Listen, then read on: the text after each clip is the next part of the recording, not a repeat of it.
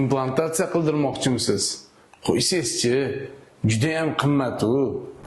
Qimmat emas, to'g'ri tanlov. Siz implantatsiya jarayonini qimmat deb hisoblaysizmi? Ko'pchilik implantlarni Bolt, Samarez, mix deb o'ylashadi. Aslida esa implantlar bu 4-avlod sof tibbiy titandan ishlab chiqilgan mahsulot hisoblanadi. Bu implantlar odam organizmi uchun bioinert hisoblanadi, ya'ni gipoallergenli, ya'ni odam organizmiga hech qanday salbiy ta'sir ko'rsatmaydi. Agar siz implant qo'ydirsangiz, implant sizga uzoq yillar davomida beminnat xizmat qiladi. Aksincha esa sog'lom tishlaringizni nervini oldirib, chaqlatib, oddiy qoplama yoki metal qoplamalardan foydalanadigan bo'lsangiz, ma'lum bir muddatdan so'ng tishlaringizni yo'qotilishiga sababchi bo'lasiz va bu sizga albatta moddiy hamda ma'naviy zarar yetkazadi. To'g'ri tanlov qiling.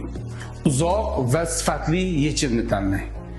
Arzon variantni tanlab, keyinchalik afsuslanmang.